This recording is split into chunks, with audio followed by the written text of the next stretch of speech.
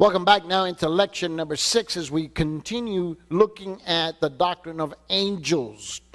I want to begin to look at this issue. Angels are spirit beings and their abode. I think it's a big mistake on our part to assume that angels are in heaven and only in heaven. I think that would be a big mistake because the scriptures does not support that. The scriptures tell you not only are they in heaven, but they are ministering spirits of God to and from heaven and God's universe. We are part of God's universe, heaven and earth. Part of the issue that we deal with is how we look at scripture. In the book of Mark, chapter 13, open your Bibles to the book of Mark, chapter 13. Let's look at this in Mark 13. When we talk about the abode, okay? In Mark 13, 32. Statements like angels which are in heaven and an angel from heaven suggest that angels have fixed abodes or centers of their activities. There is that suggestion. It doesn't mean that that is so. In Mark chapter 13, verse 32 says, "But of that day or hour no one knows, not even the angels in heaven, nor the Son, but the Father alone." Not even the angels in heaven. Now, it's true that all of the angelic beings, that is true, enjoy intimacy with God because they hover around his throne to do his bidding. However, that's not the only place they are found. Due to their ministries and due to their abilities given to them in the service of God, they have access to the entire universe. So I would not be shocked to hear somebody speak about angelic beings in many, many, many, many different places. We should not be stunned by that. They are described as serving in heaven and on earth, both places. We know that to be true, and we also know that since God is the creator of the heavens and the earth, the entire universe, he can have angels going wherever he wants for all intents and purposes. So I want to look at this with you briefly, and let's begin to look at this thing and we're going to look into Isaiah chapter 6 verse 1. Isaiah chapter 6 verse 1. Look what he says. He says, "In the year of the king Uzziah's death," this is the prophet Isaiah. He says, "In the year of the king of Uzziah's death, I saw the Lord sitting on a throne, lofty and exalted, with the train of his robe filling the temple." So we know that there's angels there. We know that, right? In Daniel 9:21,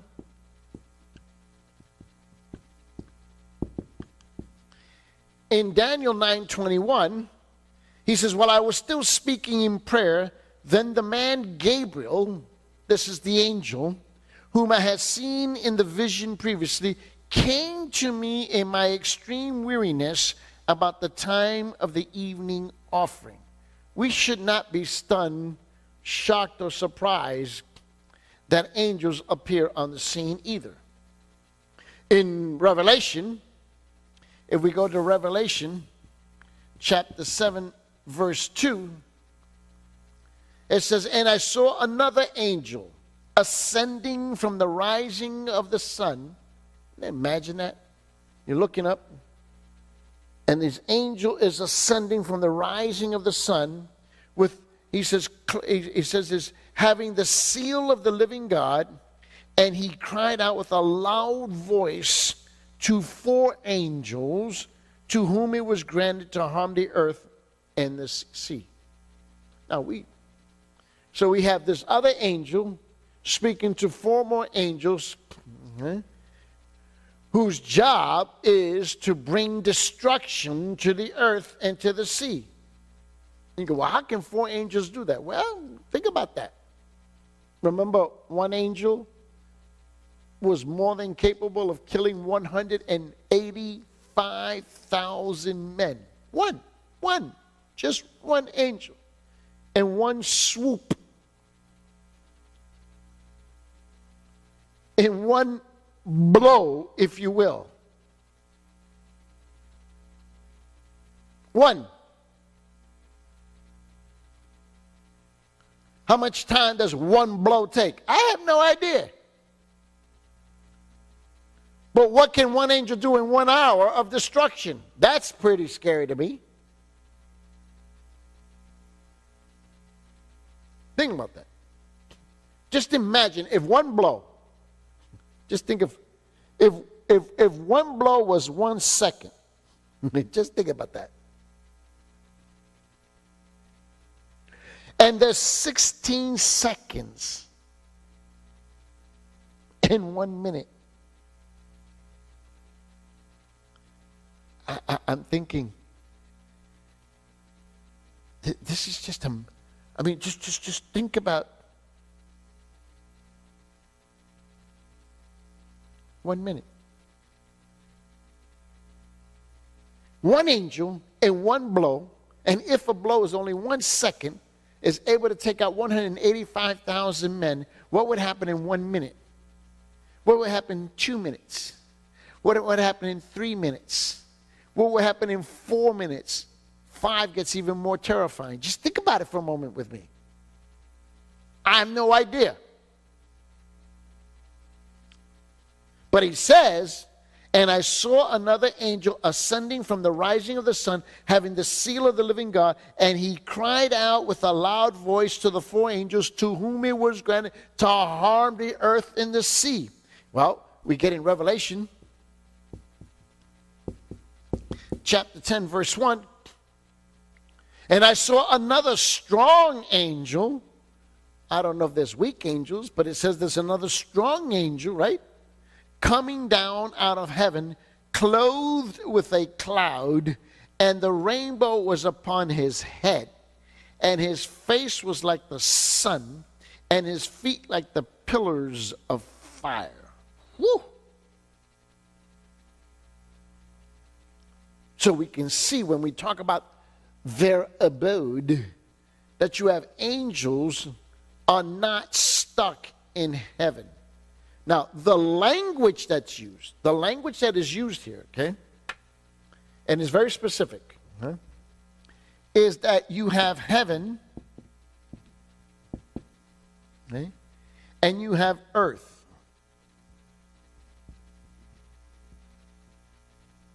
And so we have this constant, okay, movement.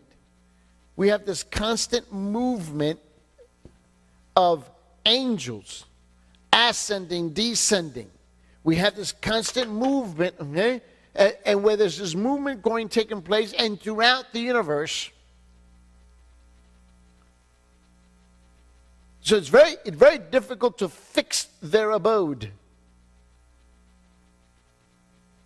because they're all over the place for distinct reasons, distinct purposes that only God commands them. Now, let's talk about fallen angels now. Now, even though fallen angels seem to have an abode other than heaven itself, where we also find difficulty is that there is no location. No location is given except that Satan will be bound in the abyss. In the abyss. Okay? So we know that there's going to be this abyss, right? We know that Satan, okay, is going to be bound there in the abyss. We know that because the scripture tells us that, right? And we know he's going to be there for 1,000 years after the second coming before he's released. Well, if we went to the book of Revelation, right? Let's go to the book of Revelation, chapter 20, and let's look at specifically verse 3. It says, and he threw him into the abyss and shut it and sealed it over him, so that he would not deceive the nations any longer until the 1,000 years were completed. After these things, he must be released for a short time. So likewise, the plague which seems to be demonic is spoken of as coming from the abyss, right? We see that over there in Revelation. In fact, let's just go over there. Go to Revelation chapter 9. Go to Revelation chapter 9. Look at this. This is a crazy chapter. I mean, you sit there and it's just amazing all the things that are going to come out of this, that is taking place there. And it says this in Revelation chapter 9, verse 1. Then the fifth angel sounded, and I saw a star from heaven which had fallen to earth, and the key of the bottomless pit. I mean, there's this. I mean, it's using language that we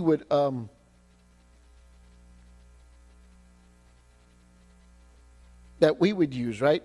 We know that it's kind of hard to describe. It really is, but it's saying that this abyss, right?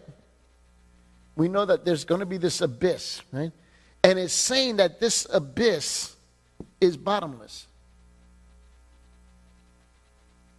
And we know that down here is incarcerated all of the demonic forces, whatever that number is. Again, there's these untold numbers that we don't. Listen, we know that angels and the celestial beings were all created before the creation of the earth, and we know that they were all created simultaneously as one company, right? But we also know that it is an uncalculable, right, innumerable, countless number. So now, if you understand that, now, and we know that a third of the angels were cast out of heaven. A third of an incalculable number was cast out of heaven. I'm just not that smart to be able to tell you what that number is. Okay? We know that according to Revelation chapter 9, right? That there is this bottomless pit where all the incarceration of all the evil demonic forces are, and we have no idea what that number is. And we also know that because it is incalculable, it's innumerable, okay, that the pit has to be bottomless.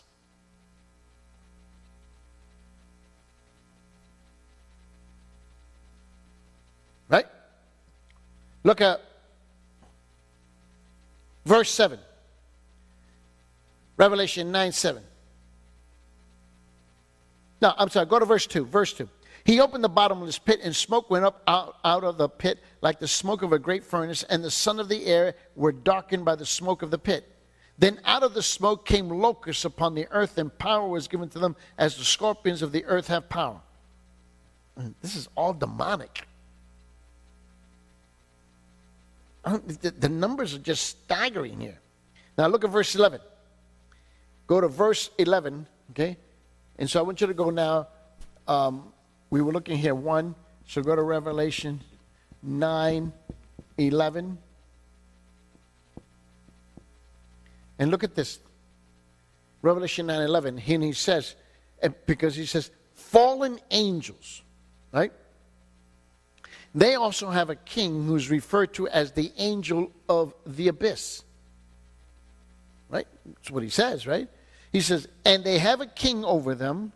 In Revelation 9:11 says, and they have a king over them, the angel of the abyss. His name in Hebrew is Abaddon, and the Greek he has the name Apollyon.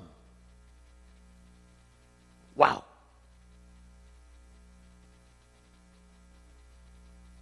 Now we know that locusts don't have a king. We know that if you study the locusts, okay, just like you can study ants and bees and so forth. But we know that locusts don't have any king over them. There's no hierarchical structure for them. But yet, these are demonic. These are demonic, okay, creatures. And they do.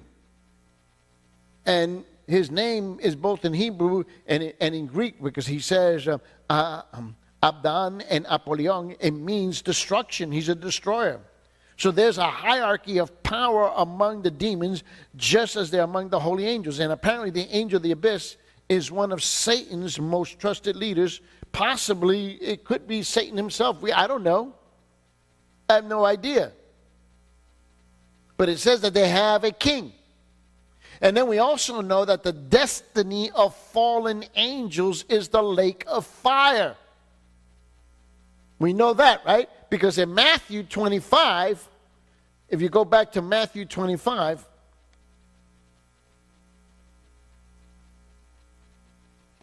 verse 41, it says, and he will also say to those on his left, depart from me, accursed ones, into the eternal fire, which has been prepared for the devil and his angels. That's the ultimate place. Now, the holy angels will dwell in the new heavens and the new earth. We know that because Revelation chapter 21 and Revelation chapter 22 tells us that. Now, the reference to the abyss brings up another important element regarding the abode of the fallen angels. Now, the scriptures clearly indicate that there are two groups of fallen angels. I know this sounds a little crazy, right? But you have two groups.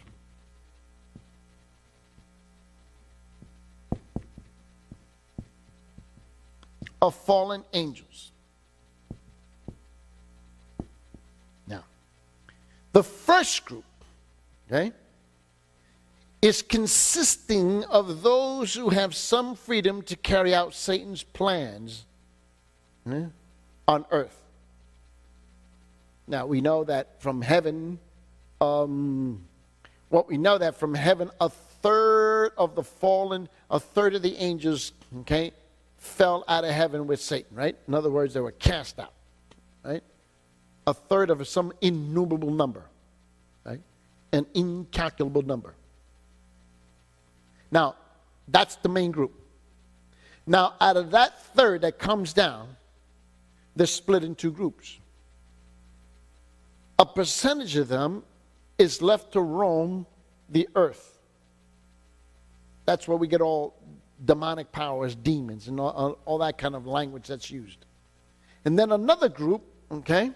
So this group is, the first group is free, if I can use that word. I know that's a strange word, but they're free to roam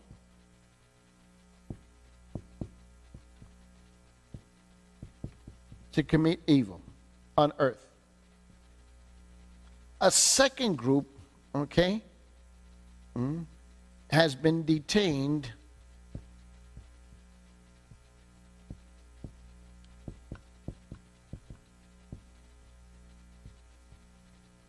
in the abyss.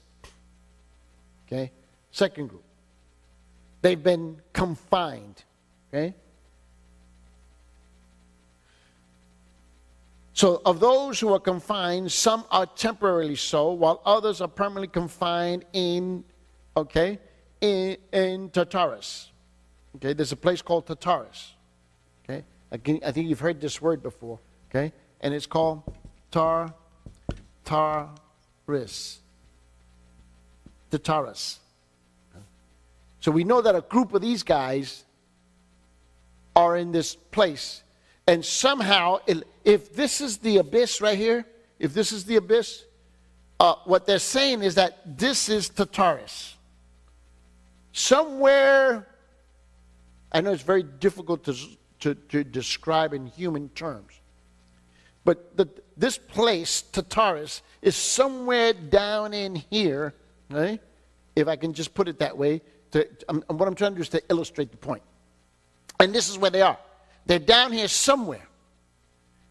And we know that a group of these guys, this is where they are, of these fallen angels. Okay? And they're confined there. You know? Well, we know that because in 2 Peter, chapter 2, verse 4. Okay? In 2 Peter chapter 2, verse 4, and Jude 6 again.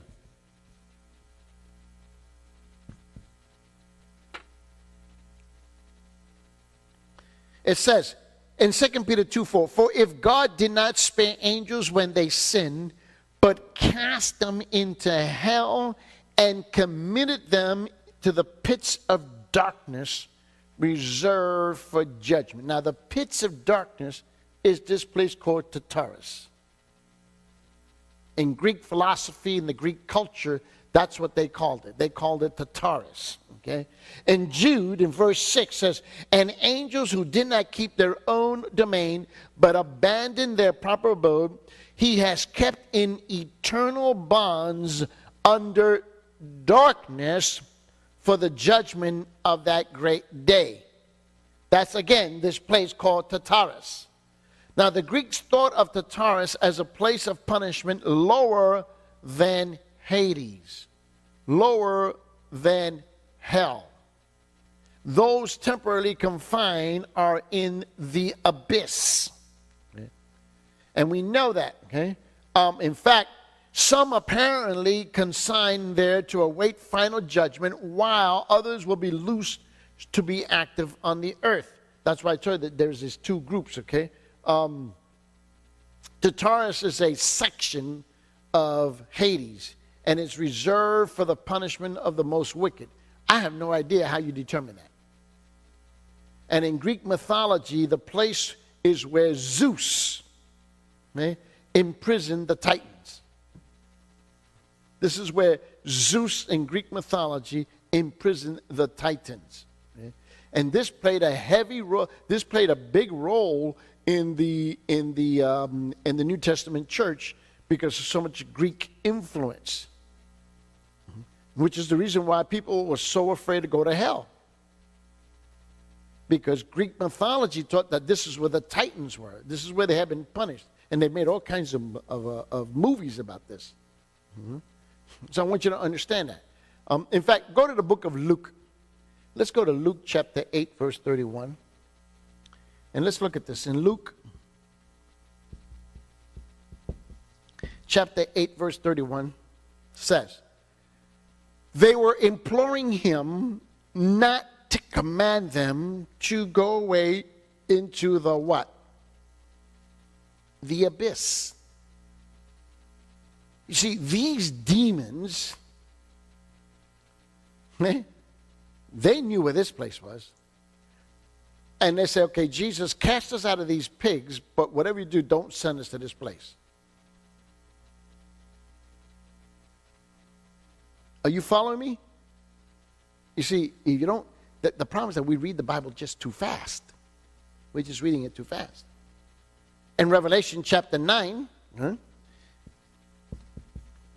chapter 9, look at verse 1 to 3. Again, he says, then the fifth angel sounded, and I saw a star from the heaven which had fallen to the earth, and the key of the bottomless pit was given to him.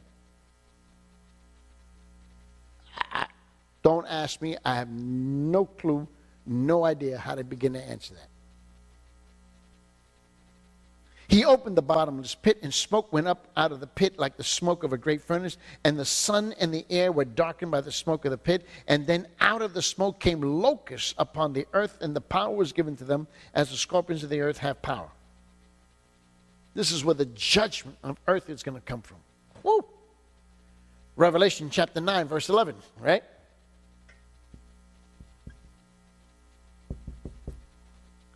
says this. He says, they have as a king over them the angel of the abyss. So somewhere in this area, I mean, there's the whole abyss, but there's a king over this. And he says, and they have as a king over them the angel of the abyss, and his name is Abaddon, and in the Greek, in the Hebrew is Abaddon, and the Greek name is Apollyon. Look at Revelation 9:14.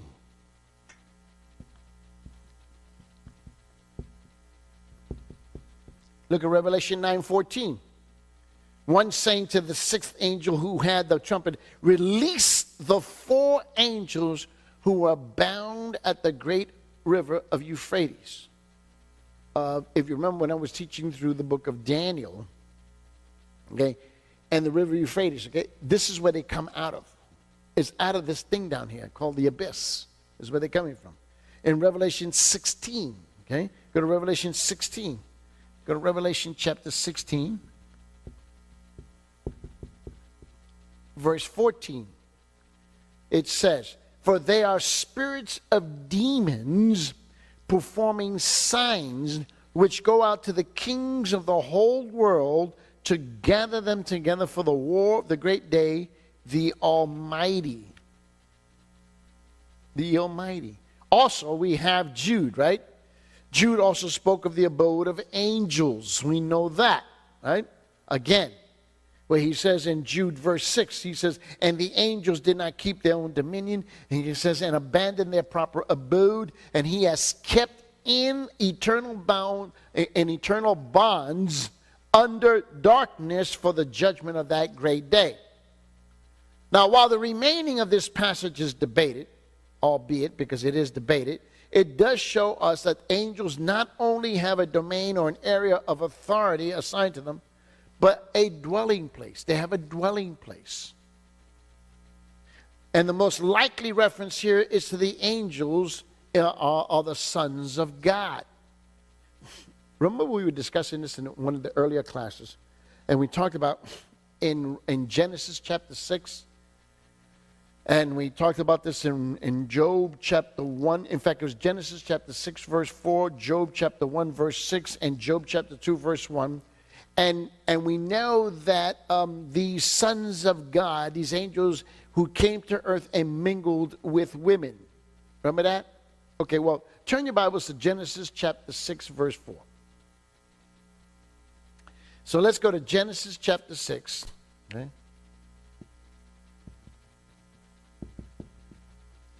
And then we're going to go to Job 1, 6. And Job 2:1. Okay? So in Genesis chapter 6, verse 4, he says this to us. He says, the Nephilim were on the earth in those days and also afterward, when the sons of God came to the daughters of men, and they bore children to them. Those were the mighty men who were of old, men of renown. That's what we know. In Job 6, now there was a day when the sons of God came to present themselves before the Lord, and Satan also came among them.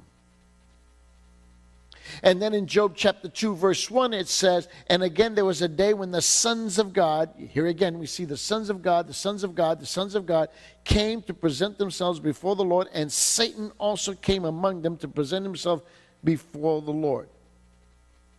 So now what we do know is that this interpretation, now we get into some really iffy kind of stuff here. And I want you to know that, okay? So we get into now, there is this interpretation. It's expounded on what they call pseudo, okay, pseudepigraphical book of Enoch, the book of Enoch, which is not in the Bible, okay? And so we have, in fact, but it does exist. The book of Enoch, okay, we see this from which Jude quotes in verse 14, okay? In Jude 14, I mean, we see this in Jude 14. It's kind of amazing. And this is not the first time that the Bible does that. Look at Jude 14. It was also about these men that Enoch in the 7th generation from Adam prophesied, saying, Behold, the Lord came with many thousands of his holy ones. Of his holy ones.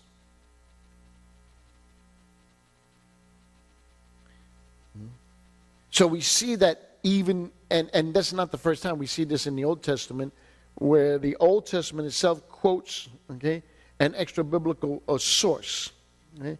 In this case, it would be the book of Enoch. Okay, it quotes and it's quoting actually verse 14, because we can see in the book of Enoch, in the book of Enoch as well, and it is common in the what we would call the intertestamental literature of the early church fathers. We know that. Okay?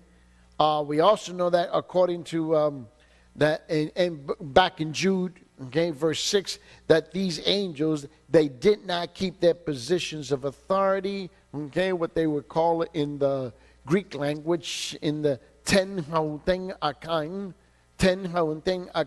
okay, it uses the word arche for rule, dominion, or sphere, is uncommon, but it appears to be so intended here. So it's very specific language that's being used.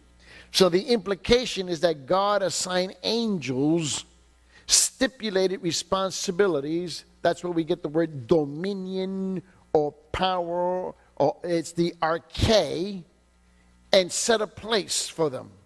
But because of their rebellion, God has kept or reserved, okay, these fallen angels in darkness and eternal chains, awaiting final judgment. Apparently, some fallen angels are in bondage, while others are unbound and active among mankind as demons. So that's what we understand about this. Let's take this a step further now. Let's just kind of take this a step further about angels. Oh, we use all kinds of language, you know. She looks like an angel. He looks like an angel. We have a lot of this figurative speech that we use in our language, in our cultures. And so now the question is, so then what does an angel look like? Is an angel material or is he immaterial? Okay? Is he a corporeal being or incorporeal being?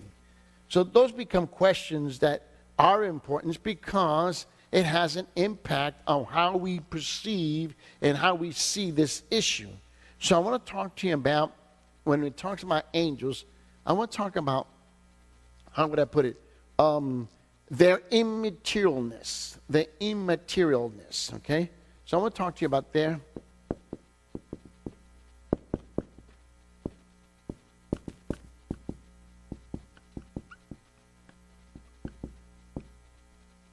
immaterialness. This is what I want to talk to you about that. I want you to see this with me. And I want you to open your Bibles to the book of Genesis. Go to Genesis chapter 18 and look at this in verse 3. And then we're going to go to the book of Hebrews.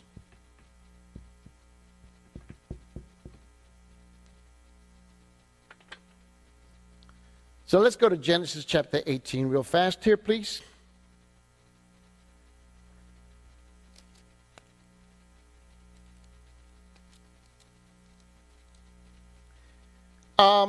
This is the section where we get into the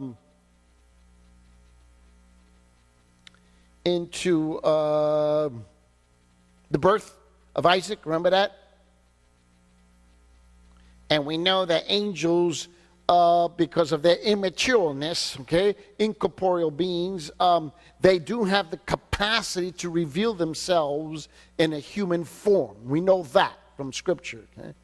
In fact, though at times they have revealed themselves in the form of human bodies, okay, and we see this in Genesis chapter 18. Look at this. It's starting in verse 1. Now the Lord appeared to him by the oaks of Mamre while he was sitting at the tent door in the heat of the day. And when he lifted up his eyes and looked, behold, 3 men were standing opposite him. And when he saw them, he ran from the tent door to meet them and bow himself before the earth and said, My Lord, if now I have found favor in your sight, do not pass your servant by. In other words, these are described as spirits, but they gave a corporeal presence of themselves, okay? There is this material presence of themselves there. In Hebrews chapter 1, and in verse 14, it says, it says, are they not all ministering spirits? Are they not all ministering spirits sent out to render service for the sake of those who will inherit salvation? So when we see this thing where they appear as human bodies, okay? When they appear as human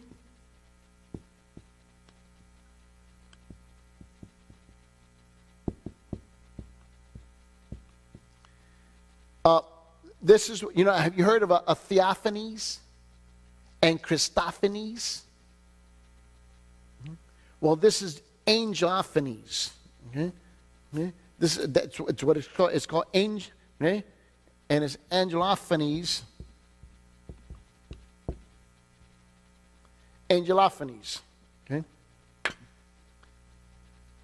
When they come from this immaterial state to the material state, it's called angelophanies. This is where they come and they present themselves in a human form that's recognizable to human beings. We see this. So now, what does this suggest?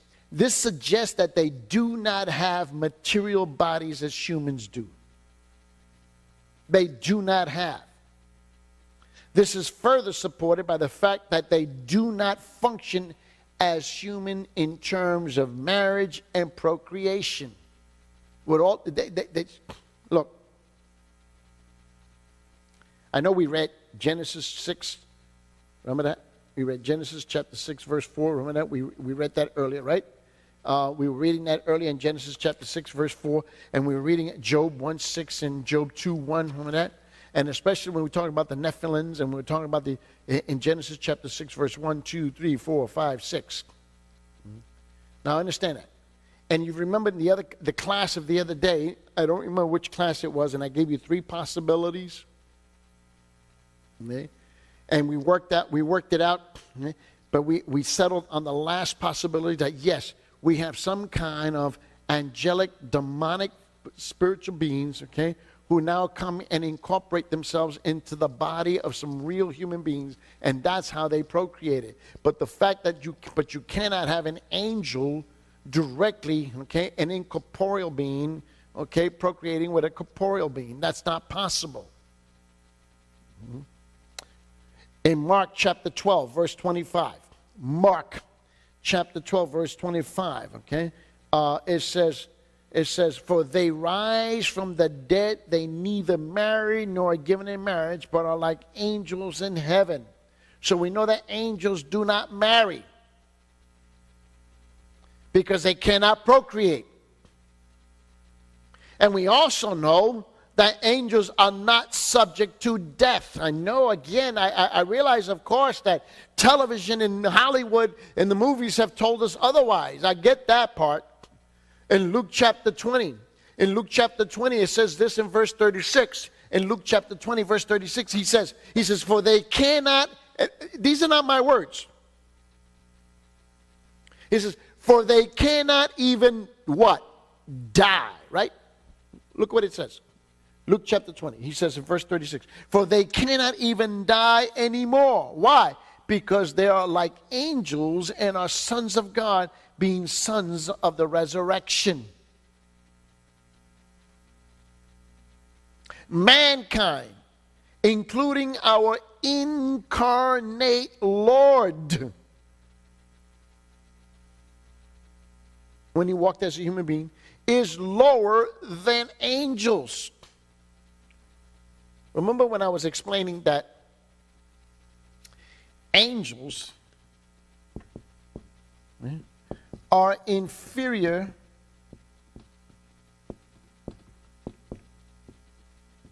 to God, but angels are superior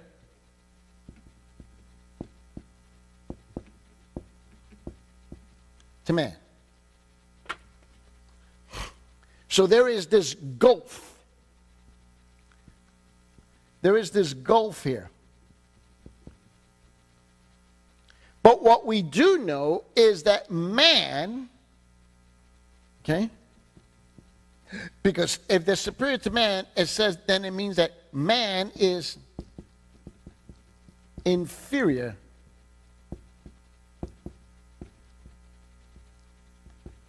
to angels.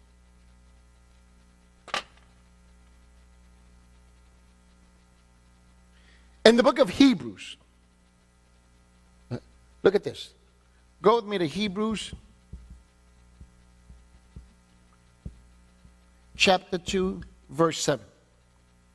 Hebrews chapter 2, verse 7 says this. It says, you have made him for a little while lower than the angels. Okay?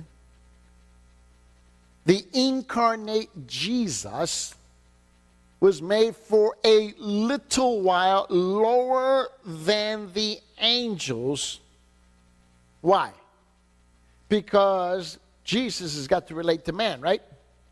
So he says in Hebrews chapter 2, verse 7, you have made him for a little while lower than the angels. You have crowned him with glory and honor, and you have appointed him over the works of your hands. The other thing is, angels have no limitations. They have absolutely no limitations. Angels are not subject to the limitations of man, especially since they are what? Again, we're back to beating this dead horse, right? Especially since what? Since angels are incapable of death. They're incapable of death. Again, Luke chapter 20, verse 36 says, for they cannot even die anymore, because they are like angels, and the sons of God being sons of the resurrection. Now, we also know that angels have greater wisdom than man. Angels have greater wisdom than man. And yet, it is limited. I don't know how to explain that to you. In 2 Samuel chapter 14, verse 20, 2 Samuel chapter 20, verse 20 says this. In 2 Samuel chapter 14, verse 20 says, in order to change the appearance of things, your servant Joab has done this thing. But my Lord is wise, like the wisdom of the angel of God, to know that all is in the earth. In Matthew chapter 24, it tells us in verse 36, in Matthew 24, 36 says, but of that day and hour no one knows, not even the angels of heaven, nor the Son, but the Father alone. Angels, okay,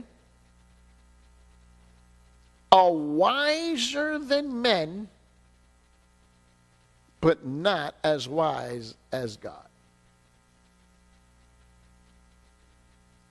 Angels have greater power than men. Angels have a much greater power than man. They're more powerful than man. Yet, they are limited in their power. In Matthew chapter 28, it says this in verse 2. In Matthew chapter 28, verse 2 says, and behold, a severe earthquake had occurred, for an angel of the Lord descended from heaven and came and rolled away the stone and sat upon it. Hey, just one angel did that. In Acts chapter 5. In Acts chapter 5, verse 19 says, but during the night an angel of the Lord opened the gates of the prison, taking them out, he said. One angel did that. 2 Peter chapter 2, 2 Peter chapter 2 verse 11 says, whereas angels who are greater in might and power do not bring a reviling judgment against them before the Lord. So angels have greater power than man, and yet they are limited in power. We know that to be true. They're limited in power. Why? Because Daniel, the book of Daniel, in chapter 10, we're told, where he says, verse 13, but the prince of the kingdom of Persia was withstanding me for 21 days. And then behold, Michael, one of the chief princesses, came to help me, for I had been left there with the kings of Persia. So he goes, well, what are you talking about? Well, what he was talking about is that their power was limited because an angel had to come and overcome him. Now, angels, however, have limitations compared to man. Now, this is where it gets a little tricky. Now, so far, this is really the only way that I know how to illustrate this to you, okay? And that is that angels are inferior to God, but angels are superior to man. So we know that there exists this gulf there, right? But we also know some other things that are true about angels. So we know that angels are superior to us in many, many respects. We know that. We know that angels are inferior to God in many respects. We know that. But that's not the only thing. Now, think about it. Angels cannot get saved. Listen. Angels, however, have limitations compared to man, particularly in future relationships. Particularly in future relationships. Angels are not created in the image of God. Hello? Man was created in the image of God, but angels are not created in the image of God. Angels are not created in the image of God. Therefore, they do not share man's glorious destiny of redemption in Christ. We will be saved and redeemed for the glory of God forever and ever and ever. At the consummation of the age, whenever that end of the time comes, listen to me carefully, redeemed man will be exalted above the angels. That's just amazing. In 1 Corinthians chapter 6, this is what we are told in verse 3. Do you not know that we will judge angels? How much more the matters of this life? Wow. That great theologian by the name of Millard Erickson. Millard Erickson is perhaps one of the most preeminent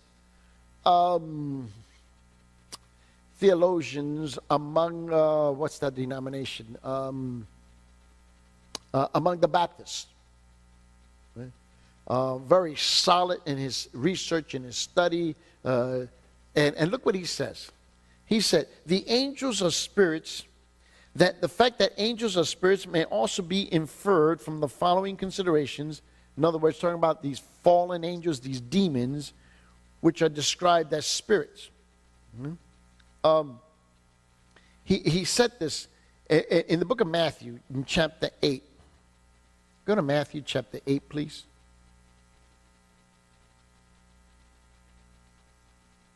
And look at verse 16.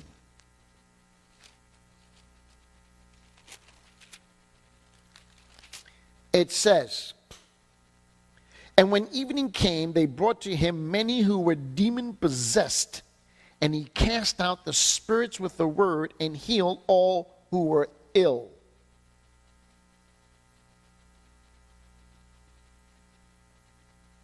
So we know that they're spirits as well. We're talking about these fallen demonic angels, okay? And in Matthew chapter 12, it says in verse 45, Then it goes and takes along with it 7 other spirits more wicked than itself, and they go in and live there. In the last state of that man becomes worse than the first. This is why it will also be with this evil generation. And that is why it will also be with this evil generation. So we can see that these demonic angels, fallen angels, are considered to be spirits. We also see in Luke chapter 7,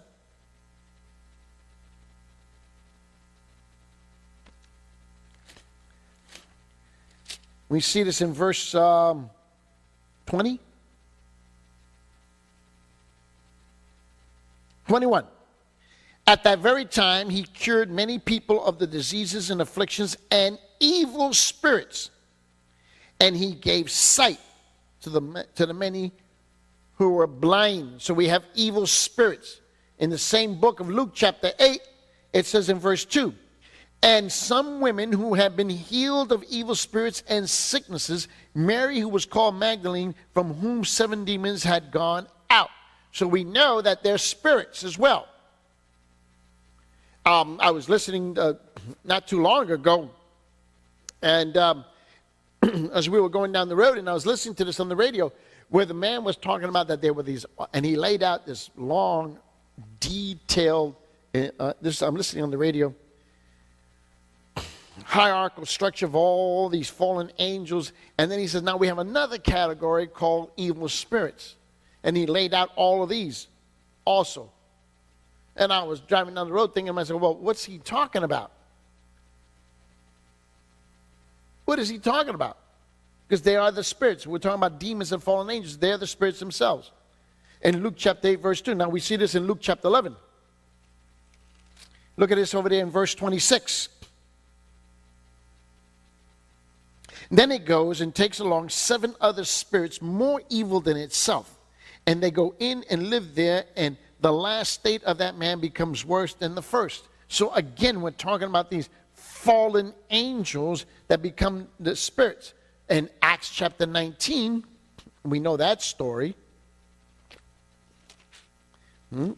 This is Paul when he was at Ephesus, okay? He gets into trouble with the demonic woman there. In Acts chapter 19, in verse 12, it says, And so that the handkerchiefs or the aprons were even carried from his body to the sick, and the diseases left them, and the evil spirits went out. This is Paul when he was excising evil spirits. Revelation 16:14. If you recall, we had read that earlier, where he says, For they are the spirits of the demons performing signs which go out to the kings of the whole world to gather together for the war of the great day of the Almighty. So we see that these evil spirits are demons. It says it very clearly here. I mean, you can't, it's very clear. For they are spirits of demons. In other words, these fallen angels is who they are. We are told that our struggle is not against what? Flesh and blood, right?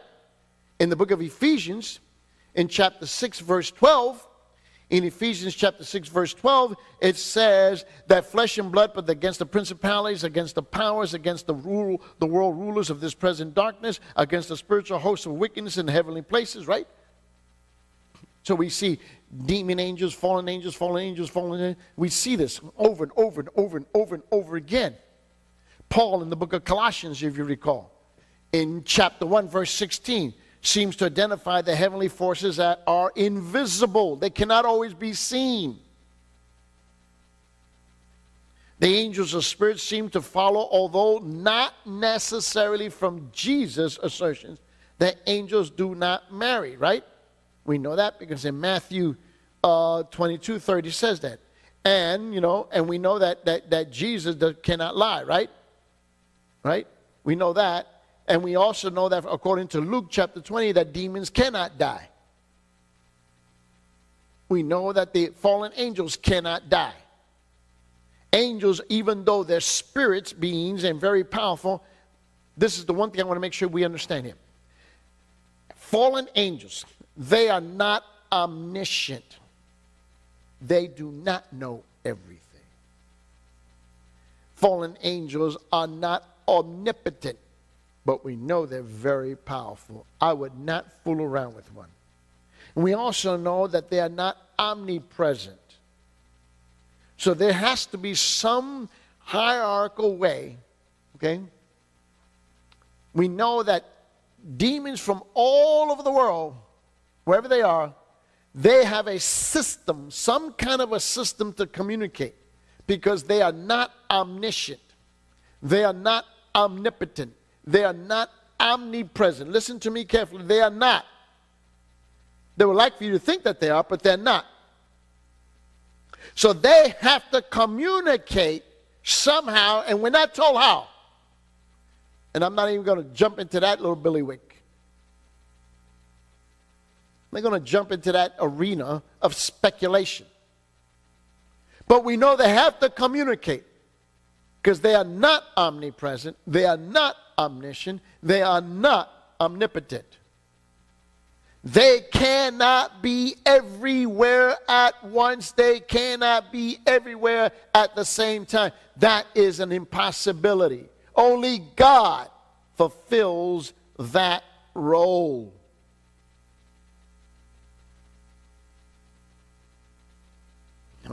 I just remembered something. My years ago, my granddaughter, she's pretty good at laughing at me. And I remember this years ago. And we were sitting in the living room, and she said, "Don't you wish you knew everything that Grandma was thinking about?" And I said, "Absolutely not." She said, "Well, why not?" I said, "First of all,"